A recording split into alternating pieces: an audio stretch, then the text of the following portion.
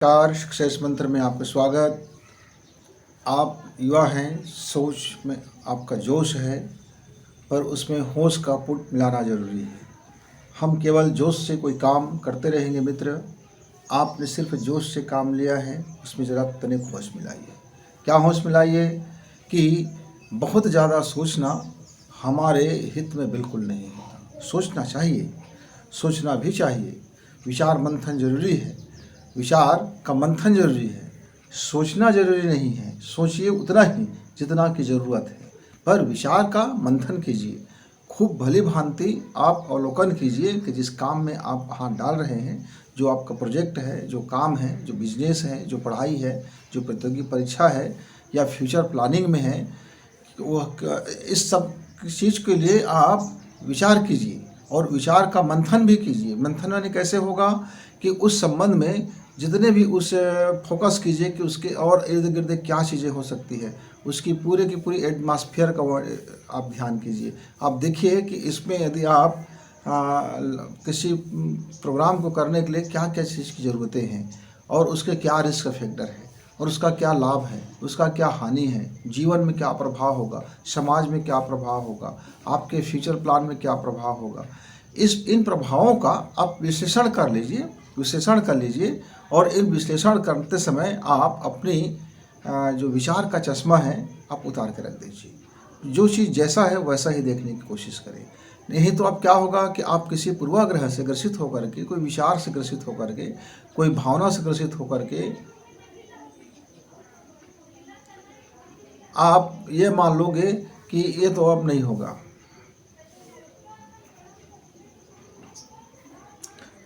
अब पहले से ये मान लोगे कि पूरी दुनिया ऐसे ही चलता है, यहाँ कोई किसी की इज्जत नहीं करता, यहाँ क्या मतलब है किसी को, कोई किसी का नहीं है, सारे लोग बेवफाई है, सारे लोग भ्रष्ट है, सारे लोग बेईमान हैं। यानी कि आपका यदि चश्मा पूरी तरह से नेगेटिवपन में होगा तो आपका कोई भी योजना सफल नहीं होगा, सिवाय आपकी अपनी बर्बादी का। हाँ, आपकी अपनी बर्बादी में आपको ज़रूर सफलता मिलेगी, लेकिन आबादी में मेहनत लगता है। घर को बनाना है तो एक एक ईंट को चुनना पड़ता है, एक एक ईंट को चुनना पड़ता है, एक एक चीज़ की सफाई करना पड़ता है, एक एक चीज़ का डायग्राम बनाना पड़ता है, हर एक का पूरा ध्यान रखना पड़ता है कि इस बिल्डिंग में बनेगा तो इसमें हमको क्या ज़रूरतें हैं, प्रकृति का कैसे बैलेंस होगा, रोशनी का क्या बैलेंस होगा, कहाँ रहना है, कहाँ स्टडी करना है, कहाँ अपने को बैठक बनाना है, कहाँ हम अपने मेहमानों को रखेंगे।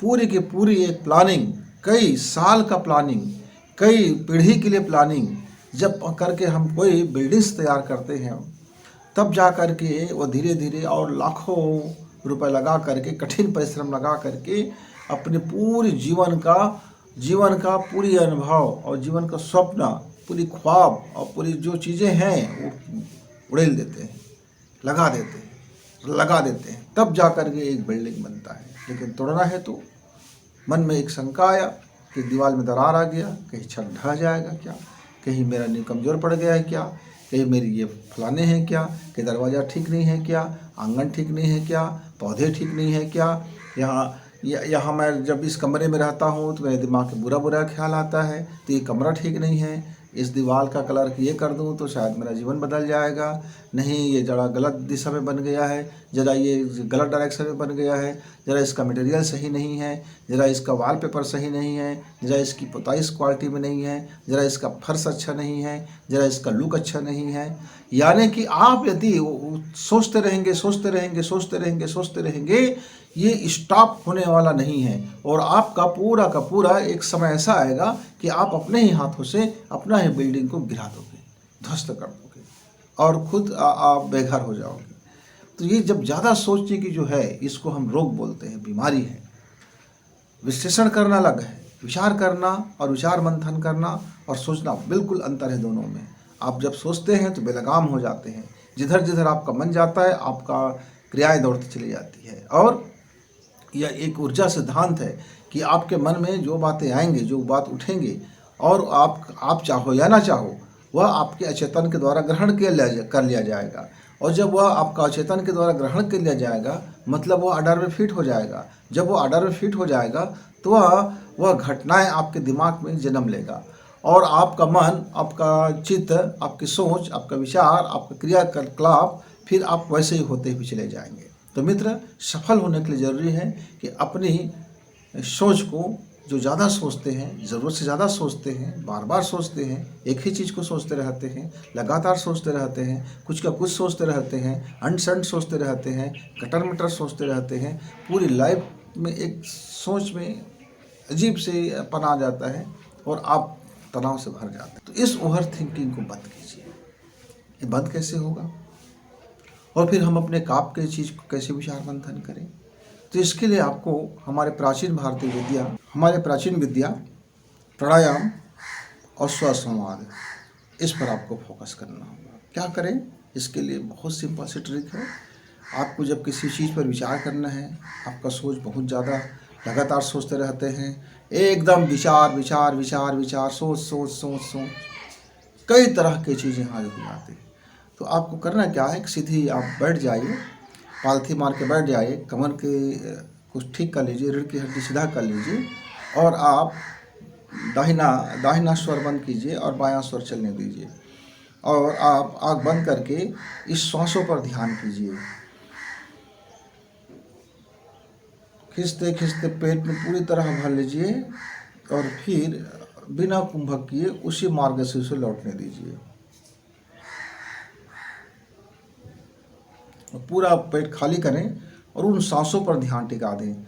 आप 24 मरतबे आप इस माया चंद्र नाड़ी से सांस लीजिए और 24 मरतबे फिर सेम ऐसे ही गहरी सांस खींचते जाइए और सांसों पर ध्यान टिके और पूरी पेट भर सांस लें और धीरे धीरे फिर सांस छोड़ें। दोनों में कुंभक नहीं करना है, ना अंतः ना बाह्य। अब 24 बार आप इसको भी कर लीजिए। अब 24 बार आप दोनों दायां बायां हो गया। अब क्या करें? लोम विलोम करना है। कैसे करना है? अपने बायां से सांस भरी और दाहिना से आपने निकाल दिया, फिर दाहिना सांस आपने भरी और बायां से आपने निकाल दिया। आप इसको भी 24 राउंड पूरा करें। इसके बाद आपको क्या करना है? पांच सांस से आपको दोनों नासिका से लेना है। इसको कैसे लेना है? ये दोनों नासिका है, कोशिश करेंगे कि दोनों नासिक से एक सांस खींची जाए। इसको तेज़ी से खींचना है, गहराई से और तेज़ी से। उन दोनों प्रक्रिया में गहराई से सांस खींचना था, इसमें तेज़ी से सांस खींचना है। और आप बंद कर लीजिए। अब थोड़ी देर कुंभक करने के बाद दोनों नासिका को छोड़ दीजिए, सांस बाहर आने दीजिए और फिर खाली कर लीजिए। थोड़ी देर तक कुंभक करें, सांस खाली है। अब फिर दोनों नाक से खींचें और पूरा आपका ध्यान आपकी इन सांसों पर टिका रहे और इसको 5 बार कर लीजिए। फिर शांत मन बैठ जाइए। बैठने के बाद ओम का नाद कीजिए। उस नाद के तरंग को अनुभव करें और मन में सोचें कि मेरा जीवन शांत है, मेरे जीवन में ओजस्विता है, मेरे जीवन में होश है, मैं खुली आँख से ध्यान करता हूँ, मेरा विवेक जागृत है,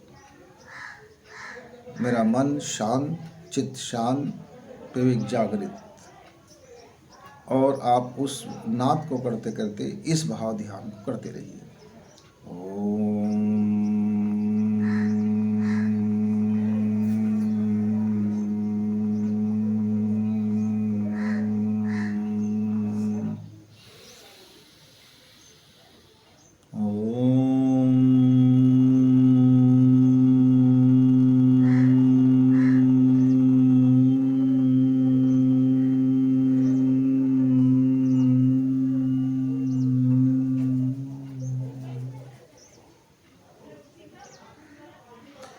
मित्र, यह भाव ध्यान आप 24 बार कर लीजिए।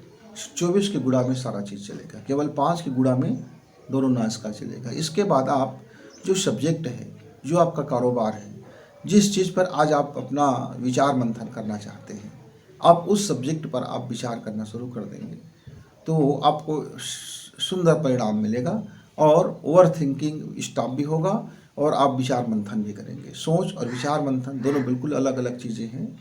आप लगातार मन ही मन जो बातें करते रहते हैं, मन ही मन बातें करते रहते हैं, कई प्रकार की बातें करते रहते हैं, लगातार चलते रहता है, तो आपका ध्यान किसी काम में नहीं लग सकता, आपका मन एकाग्र नहीं हो सकता, आप फोकस नहीं कर पाते कामों में और परिणाम सही नहीं आता।